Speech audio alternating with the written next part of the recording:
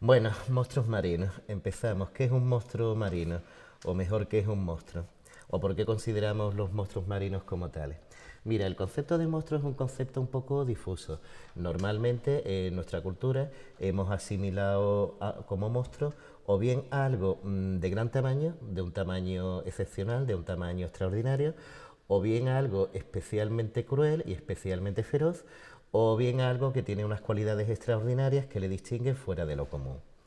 Entonces, dado todo eso, pues el mar en nuestra cultura occidental siempre ha constituido un ámbito privilegiado para el surgimiento y el desarrollo de monstruos de todas clases.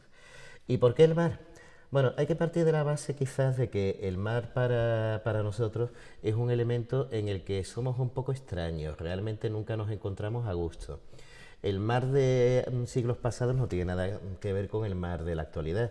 El mar de la actualidad es un mar civilizado, es un mar controlado, los buques navegan con GPS, navegan con satélites, los marineros apenas salen a cubierta prácticamente para nada, pero ese no es el mar que durante muchos siglos conoció la gente. El mar que durante muchos siglos conoció la gente era un espacio inmenso, era un espacio enorme en el que no había forma de localizar a un barco hasta que no se inventa el telégrafo, hasta que no inalámbrico, hasta que no se inventa la radio. A un barco en alta mar no hay forma absolutamente de localizarlo. Es un ámbito en el cual las condiciones meteorológicas son muy duras. Asociamos el mar con los cielos brillantes y luminosos del Mediterráneo, pero ese no es el mar. El mar normalmente es un cielo gris, es un cielo nuboso, es un cielo encapotado, donde a más de 10 o 15 metros muchas veces no se ve absolutamente nada. Entonces, partiendo de esa base, digamos, ecológica y también teniendo en cuenta un poco las condiciones de la navegación en aquella época, estamos hablando de hombres, estamos hablando de marineros siempre húmedos, siempre mojados, que no disponen de un espacio para dormir tranquilamente, duermen hacinados en muchas ocasiones, cuando hacen buen tiempo duermen en cubierta, cuando hace mal tiempo es cuando duermen en el interior del navío unas condiciones de humedad enormes. Hablamos de individuos mal alimentados, hablamos de individuos muchas veces sedientos porque el agua potable no se conservaba bien en los barcos más allá de un mes. Entonces, entre que el medio geográfico es hostil y entre que los hombres tenían que vivir unas condiciones cotidianas bastante duras, desde luego, si se veía algo, uno ve en esas condiciones lo que quiere ver o lo que se imagina ver. Había leyendas por todas partes de monstruos marinos y si uno quería ver un monstruo marino, ten por seguro que iba a ver un monstruo marino. Eso era completamente seguro. Igual que los españoles cuando llegaron al continente americano que querían ver sirenas y acabaron viendo sirenas. Entonces, todo eso es lo que nos explica por qué el mar siempre ha constituido un ámbito privilegiado para el desarrollo de los monstruos marinos. ¿Y qué mar concretamente?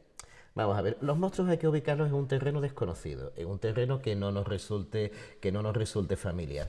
No hay monstruos marinos en el mar Mediterráneo. ¿Y por qué no los hay en el mar Mediterráneo? Porque el mar Mediterráneo es un mar muy conocido ya desde la antigüedad. Desde la época de los fenicios, desde la época de los griegos, el mar Mediterráneo no tiene ningún tipo de secreto, no tiene ningún tipo de misterio. Hay que ubicar a los monstruos marinos en un ámbito desconocido. ¿Cuál fue ese ámbito? Al principio fue el océano Índico, pero desde el siglo XVI van a ser los lejanos mares del norte, los mares que rodean las costas de Islandia, de Groenlandia, de Noruega, de América del Norte, van a ser el ámbito de desarrollo de los monstruos marinos. Entonces, a partir de ahí se desarrolla toda una galería de monstruos marinos.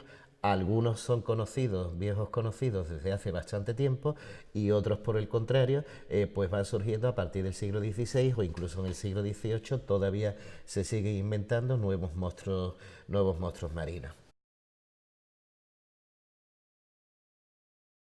A mí me gusta particularmente la ballena. A mí yo tengo una especial fascinación por la ballena. Fascinación que tenían los hombres ya desde la antigüedad. No por nada, simplemente porque la ballena es un animal inmenso, es un animal enorme. Pensamos en los dinosaurios, ¿no? Pero el animal más grande que ha existido durante toda la historia es la ballena o mejor dicho, el rorcual azul, que todos sabemos que mide más de 30 metros, son 6 autobuses de largo y es el animal más grande que ha existido a través de los tiempos. Bueno, pues de esa grandeza ya eran muy conscientes los hombres de la antigüedad. Y había una leyenda muy conocida, la leyenda de San Brandán. Bueno, San Brandán era un monje de Irlanda que por lo visto estaba aburrido en Irlanda y se dedicó a navegar por el Atlántico Norte. Estuvo bastante tiempo navegando, se desesperó porque no encontraba tierra firme y acabó apareciendo un islote, desembarcó en ese islote para celebrar una misa de acción de gracias y tal, y cuando reembarcó en su pequeña embarcación descubrió que el islote no era un islote, era una ballena, que inmediatamente se sumergió en el océano.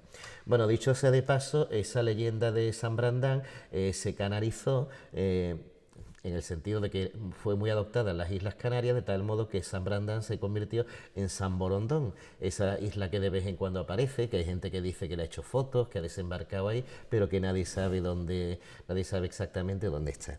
Bueno, la ballena desde los primeros tiempos va a representar lo demoníaco. Y la leyenda de San Brandán desembarcando en la isla, que pensaba que era una isla, pero que era una ballena, acaba representando la idea de las tentaciones del demonio. Nos acercamos al demonio, nos acercamos a las tentaciones del demonio y una vez que estamos encima de ellas, el demonio nos sumerge al infierno.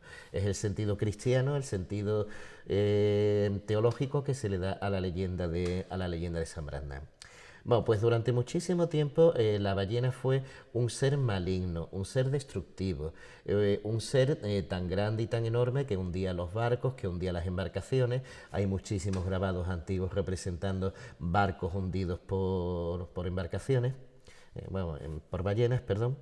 Y hay algún caso en que esto fue una realidad. Estamos hablando de un caso que fue el que sirvió de modelo para la novela Moby Dick, y ese caso fue el de, bueno, no quiero ponerme muy erudito, pero ese caso fue el de un ballenero norteamericano, el ballenero Essex, que fue hundido allá por 1820 por un cachalote. No era realmente una ballena, era un cachalote. Y un cachalote fue el que hundió ese ballenero. Bueno, ya a partir de ahí Herman Melville, por lo visto, entrevistó a algún superviviente del Essex y a partir de ahí sacó la materia prima para su novela Moby Dick.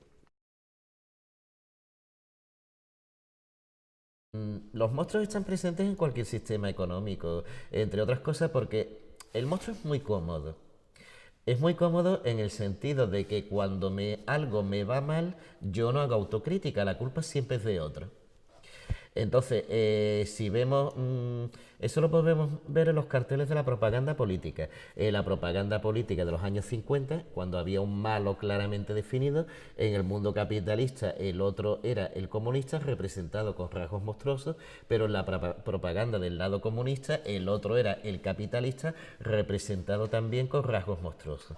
Entonces ya digo que la imagen del otro se presta muy bien desde el punto de vista propagandístico porque es un enemigo reconocible, es un enemigo al que poder echarle la culpa de todas nuestras desgracias en vez de echárnoslas a nosotros mismos.